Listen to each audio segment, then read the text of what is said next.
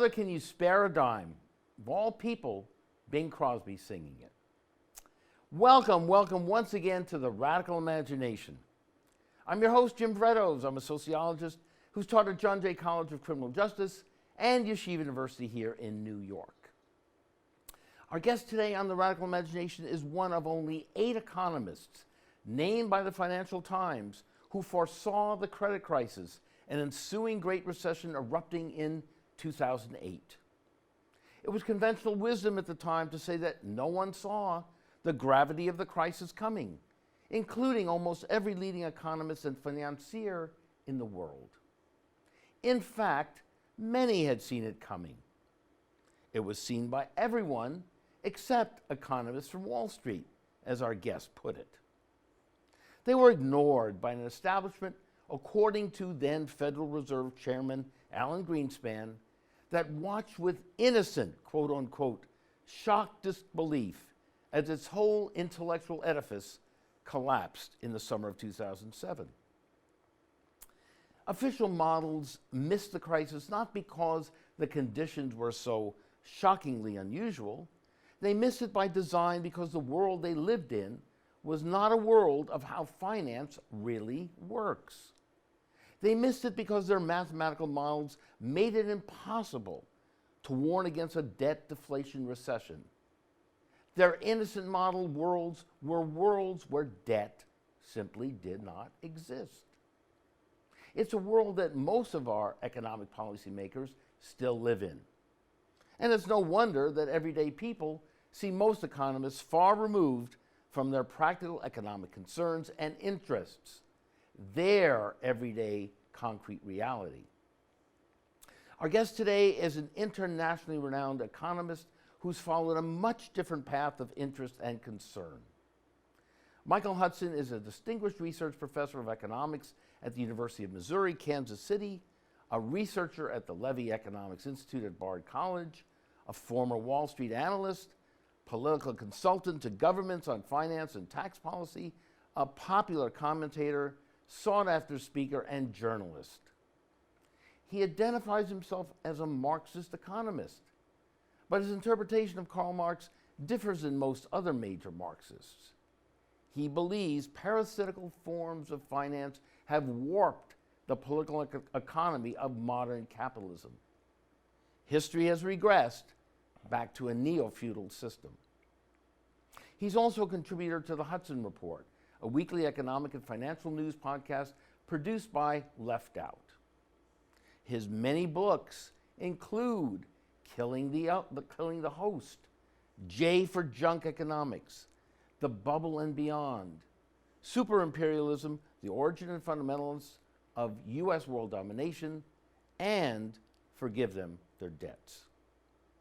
Michael has devoted his entire scientific career to the study of debt, both domestic, loans, mortgages, and interest payments, and foreign.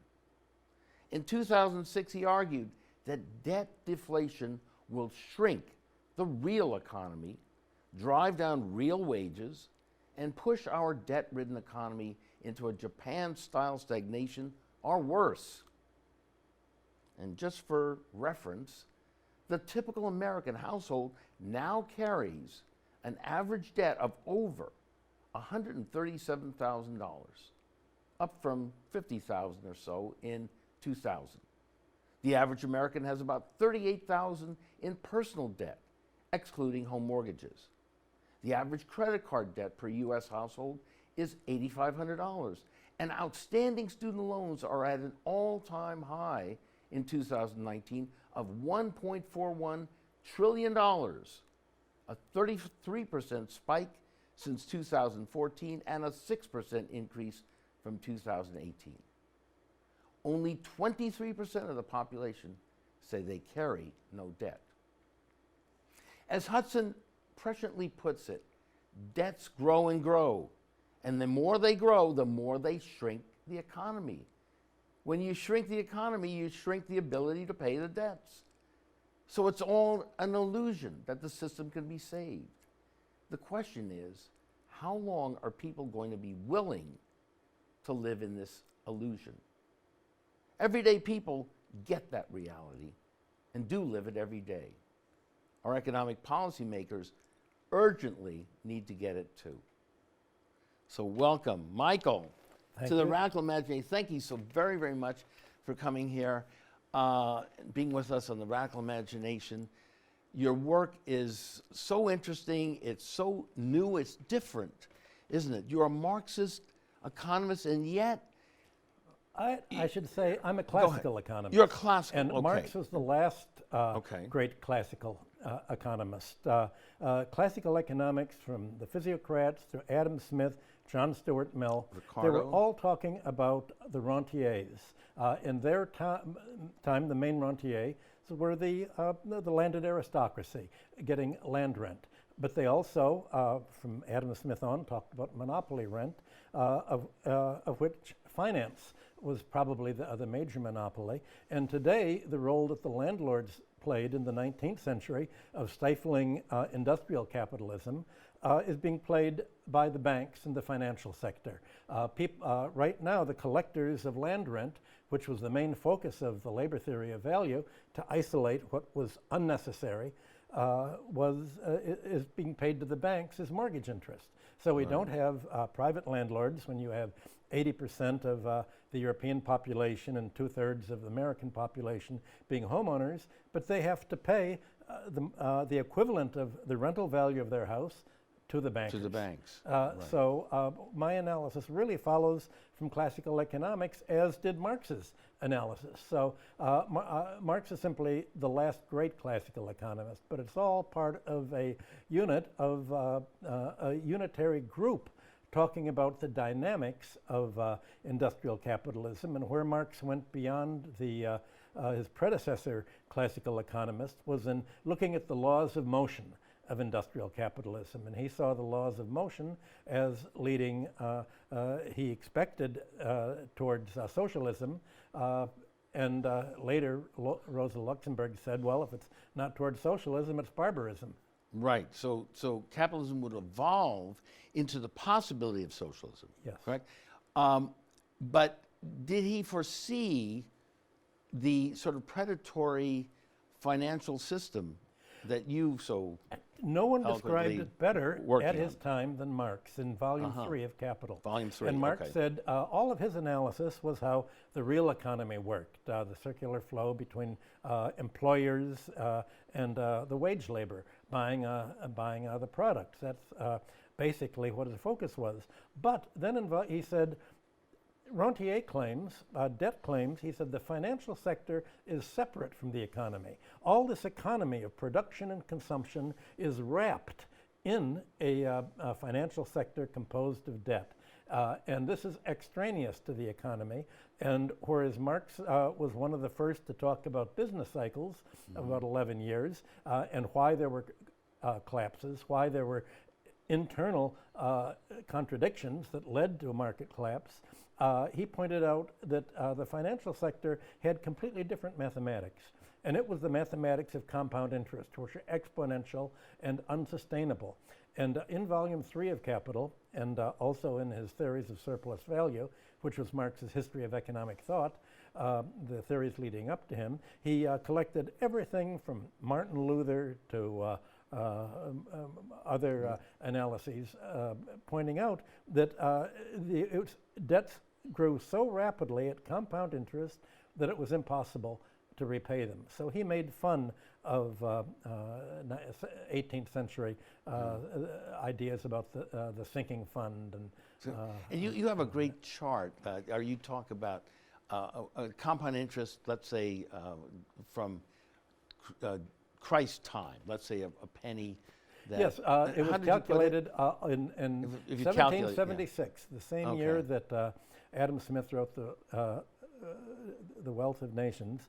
An actuarial accountant calculated what a penny saved at the time of Jesus' birth would be, and it would have been a solid sphere of gold extending from the sun out to the planet of Jupiter. Wow. Now, obviously, many people saved pennies at the time of of Christ. And the interest rate then in Rome was 1/12 per year, 8.33%.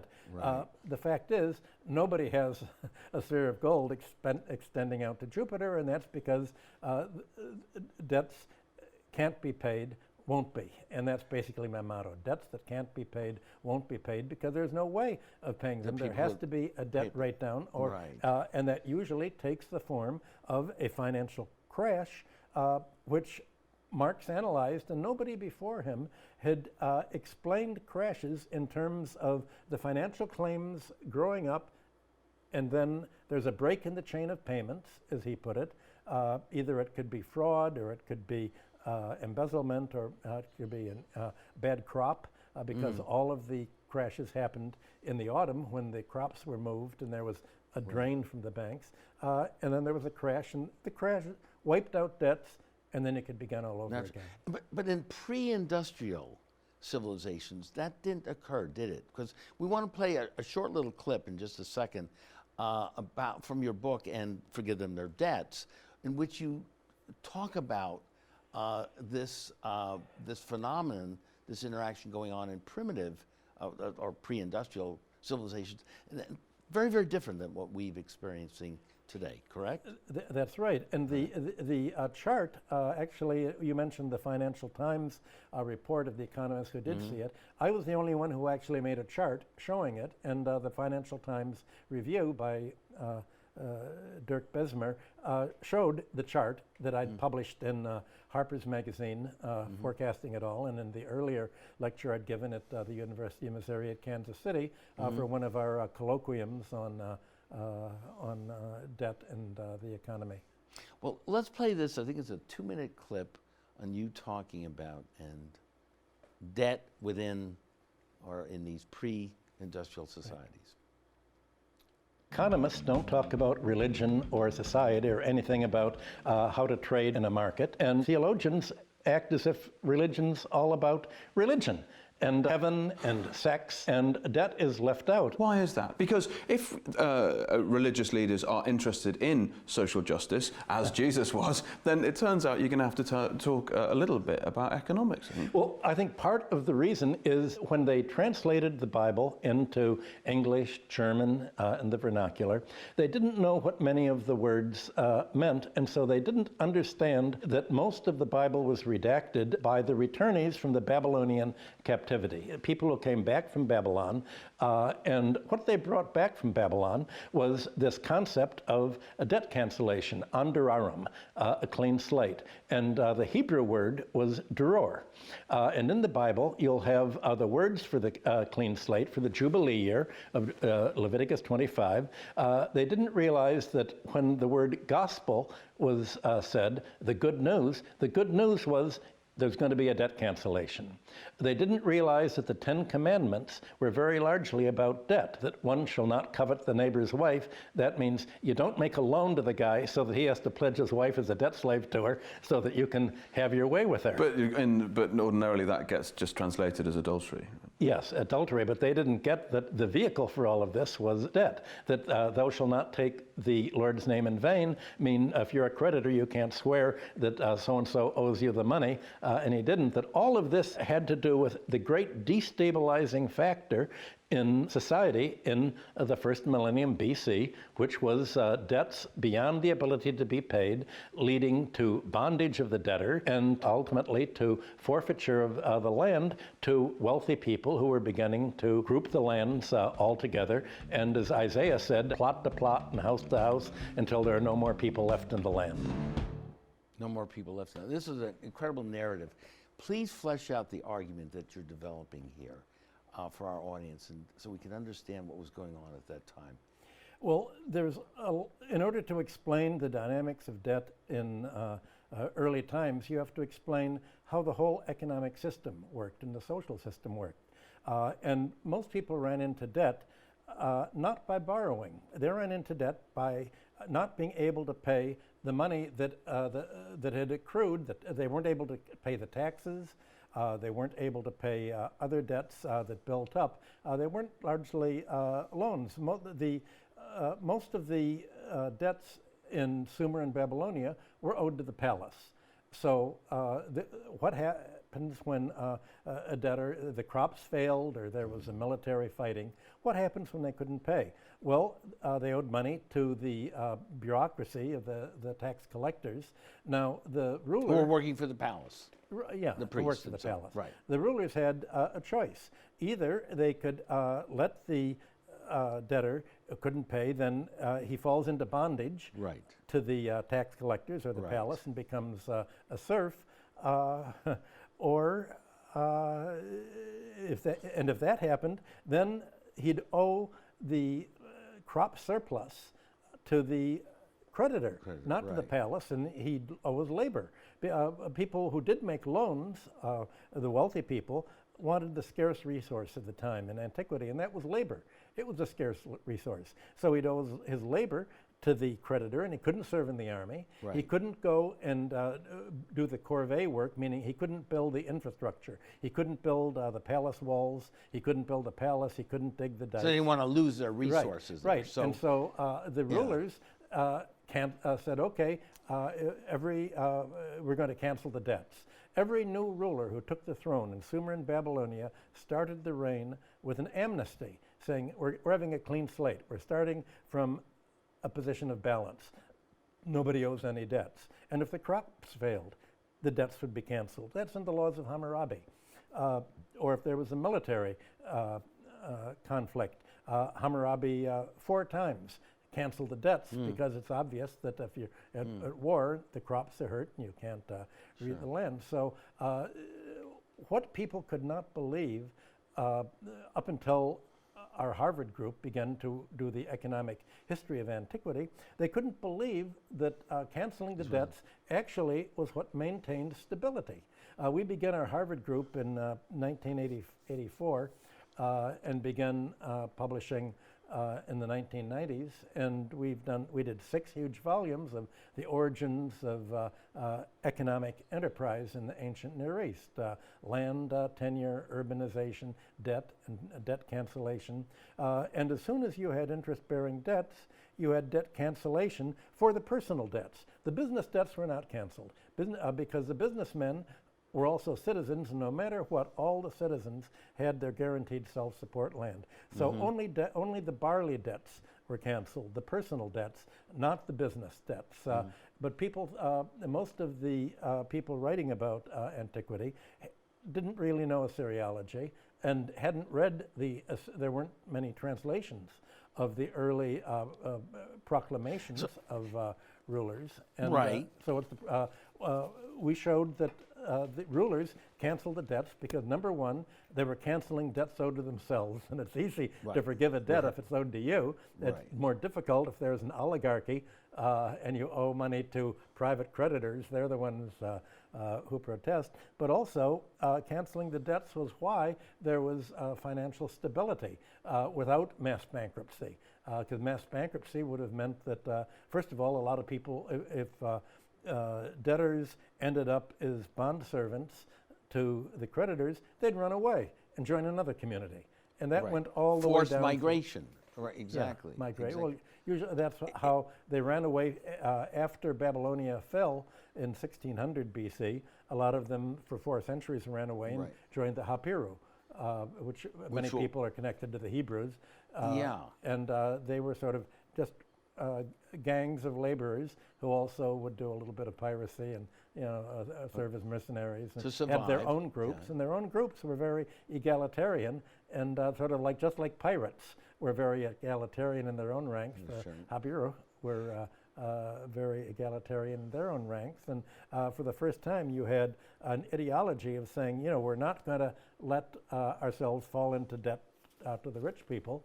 The landlords were just going to walk out, and of course that's what the Romans did in 594 BC. After the kings were overthrown in I think 509, in 494 BC, the oligarchy took over and were so cruel and tried to reduce the Roman population to bondage that you had the secession of the plebs. And then when the slave revolts. Yeah, when the oligarchy broke its word, by 449 BC, there was another secession of the plebs. And of course, still in the Hebrew scriptures, the call for Jubilee, correct? Yes. Well, that was taken over when Forgive all debts. when the Bible really was edited and put together. It was by the Jews who were exiled, who were coming back from Babylonia. And at that point, they wrote. They brought back with them they had assimilated in Babylonia. Not all the Jews went back to Judea. Many Jews just stayed in Babylonia because we have all of their legal documents, their the marriage documents, the wills, and the ones that came back were largely the descendants of the wealthy families who'd been exiled initially when. So they had learned from that experience. Yes, and they knew about the Underarm. Exactly. Because all the Near Eastern kingdom, even the Neo-Assyrian Empire, the Neo-Babylonian Empire, all of the rulers continued to have clean slates. The Persians and so on, in that area of the world, but not, if we bring it a little more up to date now, but that tradition didn't develop. Well, it tell us when that it did remained. develop. It became a tradition within the old Judaism, Right. and the rewriting of the Bible wrote these debt cancellations into the center of Mosaic law in Leviticus, book 25, and projected it all the way back to the theory of Moses. And after the return of the exiles, between that time and the time of Jesus, there's not very much documentation because they didn't write on cuneiform on tablets. They wrote on perishable materials, and the weather, they haven't survived. So we don't really know what happened. And what did survive was the library, at the Sacred Library at Jerusalem, which became the Dead Sea Scrolls. When the Romans came, they took the whole library and they put them in various pots, and these were the Dead Sea Scrolls, and we now have all of these scrolls that were like a midrash, a collection of all of the biblical passages about the debt cancellation. So we know that by the time of Jesus, there was a very active, popular demand for another Jubilee year. Well, meanwhile, of course, within Judaism itself, the wealthiest families became the rabbinical school, and Luke, in his description of Jesus in the Bible, said, well, the Pharisees loved money, and they were rich, and the whole fight was between the Pharisees, the wealthy rabbinical school, and the population at large. And so here you hear Luke says here Jesus goes back to the temple. To the money changer. Yeah. No. He goes back. First of all, he goes back to the temple in his hometown, and he's going to give a big sermon.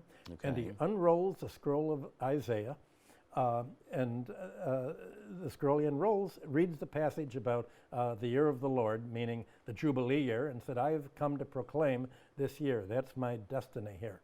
Okay. So many of the early translators of the Bible just said the year of the Lord, not realizing that that was the Jubilee year, and that was Underarm, Duror, the debt cancellation. And so immediately Luke says a lot of the families got very angry and chased him out of town. They didn't like his message at all, and the Pharisees in particular got very upset at this, and that it was later that they went to complain to the Roman that Jesus wanted to be king. Well, why did they say that he wanted to be? And that's where he began to protest in the he money fought back. changers. It's sort of like, fought back in that way. He got as annoyed with them as Bernie Sanders is with the Democratic National Committee. Exactly. We're going to get into that. Right. So, at any rate, Rome hated kingship because, according to their Roman tradition by Livy and by Dionysius of Halicarnassus, Servius, the king, canceled the debts, and the kings tried to keep the oligarchy in their place. And Rome grew by making it a haven for immigrants. They attracted immigrants because Right. they kept the oligarchy in the place. But they until also had were an overthrown. empire, right? No, they didn't. We're talking about developing- before the sixth. Before, okay. The 6th century, Okay. the 8th, 7th, and 6th centuries BC. But then the oligarchies took over, and the oligarchy basically throughout all the rest of the Roman history, down to the empire, the great fear was somebody would do what the kings did, cancel the debts, and redistribute the land to the poor. And so for the Romans, when Caesar was killed, he was killed for seeking kingship, meaning they worried he was going to cancel the debts. Right. And that was right after the Civil War and the fighting against the advocates. And of people be cancellation. free from their economic bondage. Yes, yes. Wow. Yeah. Yes, including the rich people. So the Right. rich people were the main people behind Catiline, who led the revolt a generation before Caesar.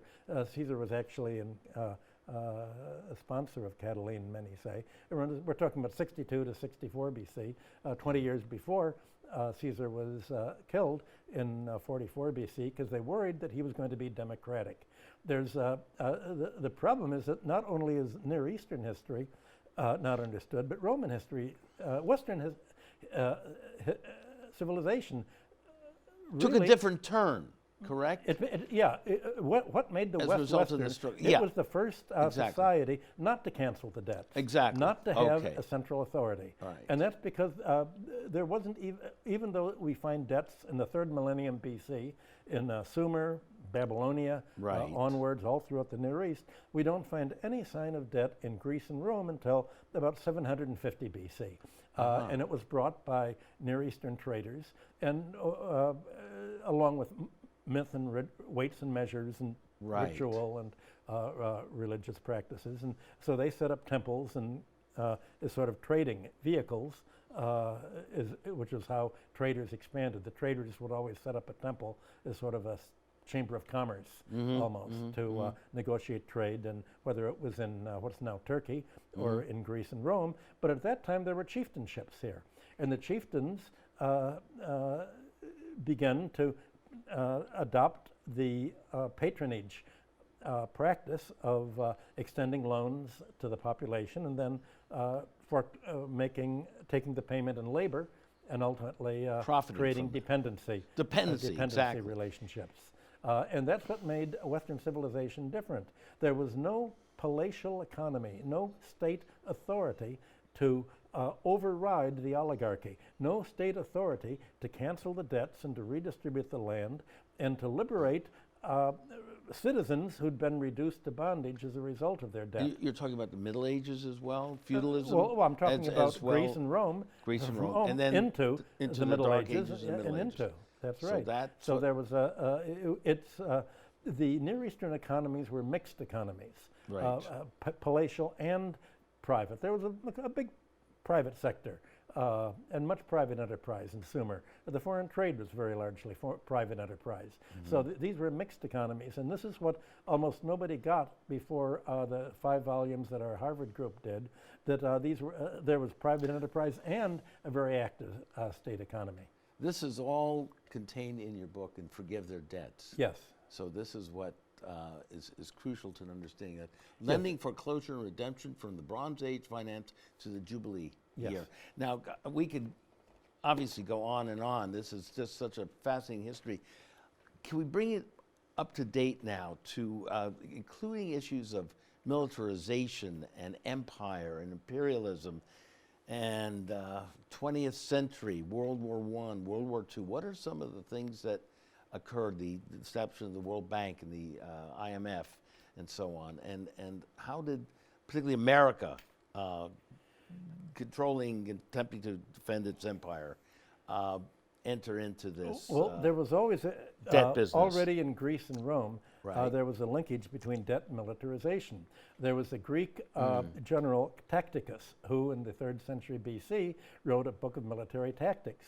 And he said, if you want to conquer a town, the way to take it over is you promise to cancel all the debts and the population will come over to your side. Absolutely. And he said, if you're defending a town, you cancel the debts and come over to your side. So that was how, was one of the reasons that debts tended to be canceled by one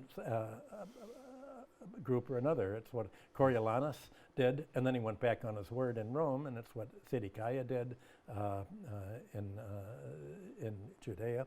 Well, right now, today, it's quite different. Here you have the imposition of a military force, really NATO, to enforce. You indebt not only individuals, but you indebt entire countries. You have public debt today. And the job of the World Bank and the IMF is to impose such heavy debt service on countries and to impose it in dollars that countries have to earn the dollars to repay the debts, in which they can't simply print the money to pay the debts like America can do. They have to keep lowering the price of their labor more and more and more. Because we go off the gold standard, yes. correct, 1971, and then the American dollar becomes all powerful. Right. And we controlled 75% of the gold resource reserves. By the end of World War II, we had 75%. Okay, right. So these are tremendous transformations in the world economy. Well, so the IMF and the World Bank is supposedly developed through the UN for development, but as you argue, it's more to create dependence. The important correct? thing is to realize that the World Bank is part of the Defense Department. Okay. The heads are usually heads of the Defense Department, from John J. McCloy, the first president who was Secretary of Defense, to McNamara, to subsequent heads. What the United States sort of imperium discovered is you don't need to go to war to control other countries. If you can have them accept the fact that the debts should be paid, then they will voluntarily submit to austerity, to a class warfare against their own labor force. They will continue to devalue their currency. And you create puppet governments that will support that. Yes, in those countries, surrogates. Yes, what the free market boys at the University of Chicago discovered is you can't have a free market unless you're willing to assassinate everyone who wants a strong government. When they went to Chile and supported Pinochet, they had a list of you have to kill all of the land reformers, you have to kill all the labor leaders, you have to kill all the socialists, and especially you have to kill all the economics professors, and they closed every economics department in the country except for the one at Catholic University, the right-wing economics department. So you have to be totalitarian or you cannot have a free market. It's occurring all across Latin America, right? Yes. A free market means, and libertarianism means totalitarian government, and what the Chicago boys and the so-called new institutional economics call the rule of contracts. And you have the history of Western civilization now taught almost everywhere as if what created civilization is the rule of contracts and not canceling the debts. So you've turned an inside-out view of history to deny the fact that the only way that you can prevent the kind of economic slowdown that we're having in America now is to write down the debts.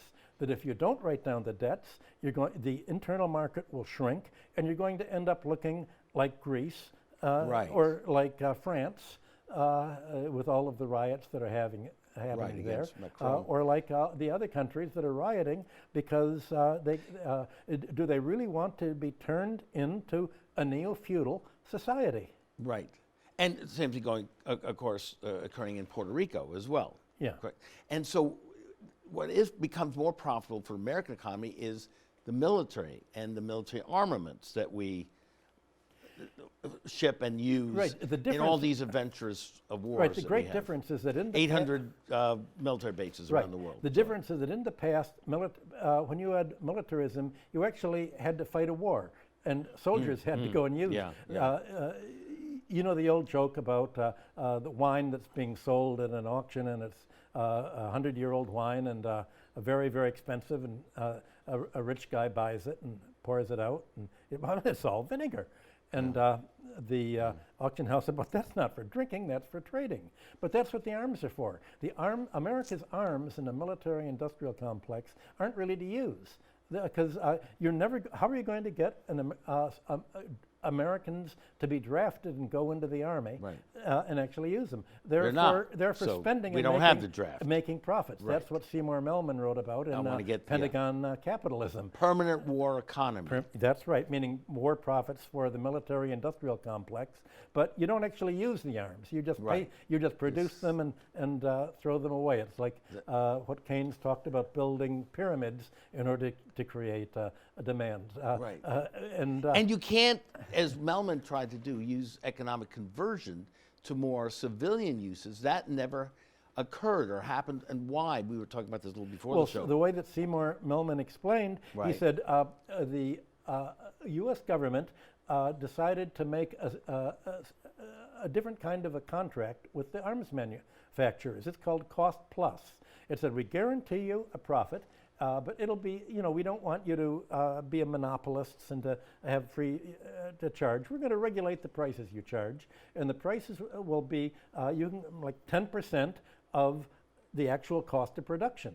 So all of a sudden, the Pentagon began saying, okay, if our profits are 10% of the cost of production, we want as high a cost of production as possible. Sure. So the engineers working on the American military-industrial complex were for maximizing costs. How do we get a toilet seat that costs $650? Right. In other words. And you now still make profit on this that is why as other well. countries Yeah. that don't have Pentagon capitalism, like Russia or China, are able to have weaponry that far outshines America. Even broke Iran can make missiles that get right through all the American defenses because they don't have cost plus. They're actually trying to be efficient. They're not trying to have an excuse for making money to have a cost plus contract to collect money from. How do we begin to turn this around? And then again, you've made the connections. Everyday people and their lives are so profoundly impacted by the unreal world that the financial predators are living in. It doesn't appear in the economic models. It doesn't. For instance, you had On the mass media, Just certainly. today, yesterday, I was reading a silly article by the economic clown, Paul Krugman, who he was on Democracy Now!, I think. Yeah, I haven't. And Krugman said, well, gee, the reason we're in a depression is because President Obama did not run a large enough budget deficit. He's a Keynesian. Right. And Krugman denies that debt has any role to play at all in deflating economy. The reason we're squeezing down is that Obama didn't let the banks collapse. He didn't let the bad loans go bad. He let and the aid banks, the homeowners. Yeah, he kept the bad loans on the books and Right. Evicted 10 million families. And then he called them the mob with pitchforks. And Hillary called them the deplorables. And that shows you where the Democratic Party is at. And so it was very easy for Donald Trump to make a left-wing run around the Democratic Party. And today the Republican Party is to the left of the Democrats. I mean, that is how right-wing, that was Obama's legacy was Donald Trump and Hillary Clinton.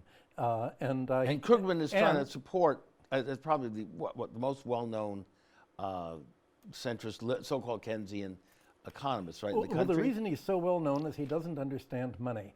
So the bankers love him. He was a lobbyist for the banks in Iceland, and I had to fight with 3 prime ministers to ignore his advice and to refuse to pay the bad debts of the crooked Icelandic banks. Krugman does not believe, he had a wonderful debate that anybody can Google, his debate with Steve Keen, where Krugman says it's impossible for banks to create money and credit.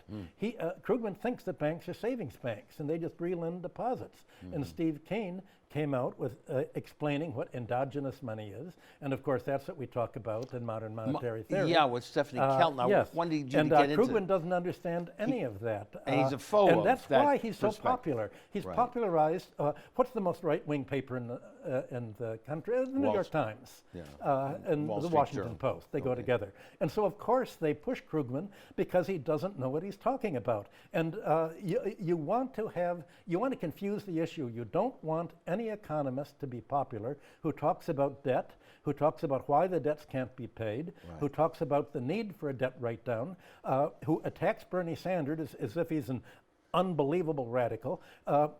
You want a thug. And quite frankly, Krugman is a thug. An academic thug, yes. No, more. Well, all right, yeah. Personal. I mean, we were together in right. Russia when the president invited us both over, and we were having a discussion. And after the discussion, it was all televised. And, the table, went out for lunch, and most of us were talking to each other, and Krugman just sort of looked at everyone, moved into a corner, and sat in a corner, muttering to himself. What is he muttering about? The idea that debts can't be paid. Yeah. I mean, by the way, here's this quote that he had on Democracy Now! A couple days ago. So Krugman is commenting on one of his column.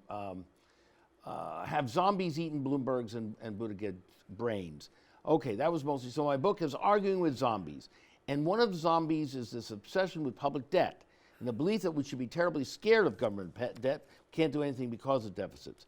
Eek. And that's the way Buttigieg talks now. At the very moment when mainstream economics, if you like centrist economics, has concluded, hey, these debt worries were way overblown. The President of the American Economic Association gave this presidential address saying debt is not nearly the problem people think it is. It's not a constraint. And of course, Republicans have pulled off one of the greatest acts of policy hypocrisy in history. Deficit was an existential threat. As long as Obama was in office, they don't matter as soon as Trump is in office. So I really don't want to see, if we did get a Democratic centrist who bought into this deficit scaremongering, that would be a really bad thing. That would block any kind of an incentive initiative. So what does the everyday person make of this sort of debate? And what's the attraction, again, of Trump and his message to people who feel that their real world needs I are don't being think addressed? there is an attraction. The reason people voted for Trump was Hillary set the stage. She said, you should vote for the lesser evil. There was no question who the lesser evil was. It was Donald Trump. Hillary, do you want World War III or do you want Donald Trump? It's not a very nice choice, but I'd take Donald Trump any day over Hillary. She's a vicious right wing. She wanted to attack Russia. As the Democratic National Committee. Look at what the deep state is doing. Look at all of the stories, the Russia about Donald Trump. Look at the lies that the CIA and the National Security Council have been saying. For 3 years, you had the attack on Trump that he's Putin's puppet. Stooge, and then finally the FBI report came out and nothing there. And so you can see the Democratic Party is the military. They're the military-industrial complex and the banking complex. It's as if they're Obama on steroids. Right. You can't get more right-wing than Obama. Of course, he totally propped them up. But now Bernie, okay, what about Bernie here? The Democratic establishment's against him, the Republican establishment's against him. That's the best thing. Of course, he's going to get elected. Okay. If the enemy of my enemy is my friend, then Bernie's enemies are the Democratic Party establishment and the Democratic National Committee. Of course, everybody's going to love him. Yeah. Wants to cancel student debt. Yes, of course. So he's because talking your language. If the student debt is not canceled, then you're going to have a whole generation of graduates unable to get the mortgage loans to buy their homes because they're already paying all of their income. You have that already. They're living at home. They're living at home. And you're going to have a shrinking economy. So of course you have to write down the student debt. And you have to. There are other forms of debt that should be written down too. The credit card debt. The economy cannot recover if you don't write down the debt overhead. And the good thing about writing down the debts is you wipe out the savings on the other side. That's a good thing, not a bad thing, because 99% of the debts in America are owed to the wealthiest 1%. Right. And the problem is not only the debt, the problem is all these savings of the 1%. The world's awash in their wealth. Right. If you don't wipe out their wealth, they're going to take you over, and they are going to become the new financial lords, just like the feudal landlords were. That the banks are the equivalent of the Norman invasion and the landlords that reduce the economy to peonage. But the moral argument is made, the philosophical, they've got to be the best, they've survived, right? I'm playing devil's advocate here. So they serve a purpose, don't they? They are a sign that the system is working. That's not what Adam Smith and John Stuart Mill and Ricardo and the entire 19th century classical economics school said. They said economic rent is unearned income. They don't earn it. It is a result of privilege, and you almost always inherited, but otherwise monopoly privilege, or the right to appropriate for yourself something that really should be public. Land ownership and mining should be public, and of course mineral resources are in much of the world. Education should be public. It shouldn't be. People shouldn't have to pay for it. The whole idea initially in the United States was education should be free as a human right. Medical care, as Bernie says, should be a human right, as it is in a lot of the world. But it's not here. So you're having America that people used to think was the most progressive capitalist country, suddenly becoming the most neo-feudal country in the world. How about Max Weber, though? Protestantic, the spirit of capitalism. The argument is made there, right? That those who are productive are being, in a sense, rewarded by heaven. Those who are poor deserve their lot. I mean, that's something also that's sort of the patter talk a century ago. Exactly. Weber, his history hasn't stood up very well over the test of time. But yes, he said there's what he was really describing was it was a sign that God had bestowed His grace on him. What he was saying was the propaganda line right. that the wealthy people say. No, he didn't We're believe wealthy that. because God loves us. Exactly. And if they can convince other people that they're there because God loves him and hates the rest of the people, then they make God into the devil. They make God into the man who hates the working class, the man who hates the dependent so much that he makes them dependent on this super unnecessary class of parasites. That's crazy. But that's the patter talk that if you let the wealthy people take over religion, then they're going to say that religion justifies himself, and that's why modern religion is the opposite of the religion that I describe in the Bronze Age. In the Bronze Age, the rulers took a pledge upon taking the throne. They pledged to the gods to cancel the debts, redistribute, take the land that had forfeited, and give it back to the defaulting debtors and reestablish order. So that was the idea of religion back then. Now religion has become a self-serving handmaiden of the wealth to justify their theft of the public domain and their privilege to make people pay for education, health care, land, basic things that should be the public right. Which is what preoccupies the average American. 70% of their earnings are going to these sorts of things, right? Taxes and rent and so on. I just have a brief quote here from Martin Luther King, who I think represents the sort of religious tradition you're advocating and was advocated back then too. So King had been deeply influenced by the theologian Walter Rauschenbusch.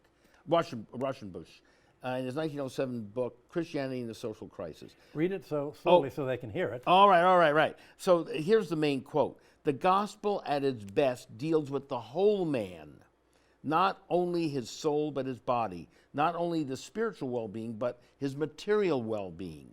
King wrote in an inspired passage, any religion that professes to be concerned about the souls of men and is not concerned about the slums that damn them, the economic conditions that strangle them, and the social conditions that cripple them, is a spiritually moribund religion awaiting burial. That's right. Yes? Yes, and religion was not about the whole man only, but about the whole economy. not just a part of the economy. And today, there's a distinction, and certainly throughout history. I think 50 years ago, a cereologist said there's been a division of cereology between onionology, the study of onions, and economic texts, and theology, and they've separated religion as if that was all just spiritual and had nothing to do with the economic organization of society, when religion used to be all about the economic organization of society. So you've had a decontextualization of religion and taken away from analyzing society to just a justification of the status quo. If things are this way, it's because God wants it this way. God wants us to exploit you.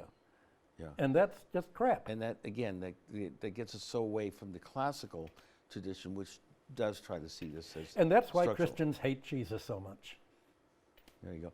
But we love And Bernie. why- No, not so can Bernie do this? Can Bernie win? We've only got about a minute to go. Of course you can. Think it's going the movement will initially- be able to withstand the onslaught that he's going to get? A year ago, I was pretty sure that the Democratic National Committee was going to put the superdelegates in to sabotage any attempt that he was going to actually get the nomination. Right. But now it's clear that the Democratic Party will be torn apart, and this means the end of the Democratic Party if he's not the nominee. All right. Well, from your mouth to, shall we say, God's ears. Thank you, Michael. This has been so Good to be enlightening. here. It really has been terrific. I'm so blessed. We are, and the audience here too on the Radical Imagination, so happy to have had you here. I hope you'll come back again. This is your most recent book, And Forgive Them Their Debts. Thank you so very, very much. This is Jim Vrettos, again, for the Radical Imagination. See you next week. Thank you, Michael. And we'll go away with Sly and the Family Stone, Everyday People.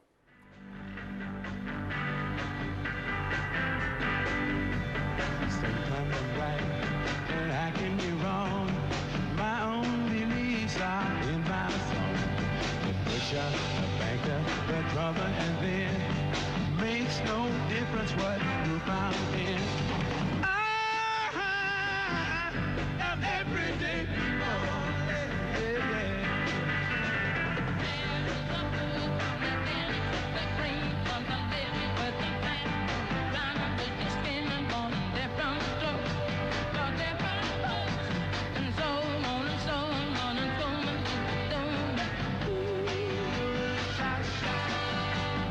We got to live together, and neither are you. We are the same, whatever we do. You love me, you hate me, you know me, and then you can't figure out the bag I'm in. I'm everyday people. Yeah, yeah.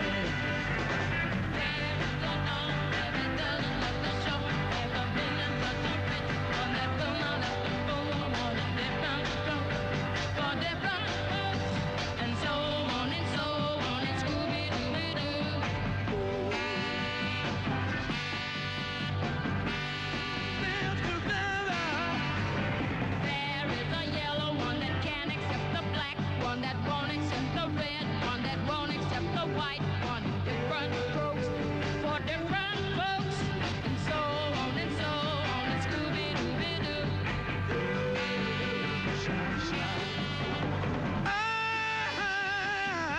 I'm everyday people. Yeah, yeah, yeah. I'm everyday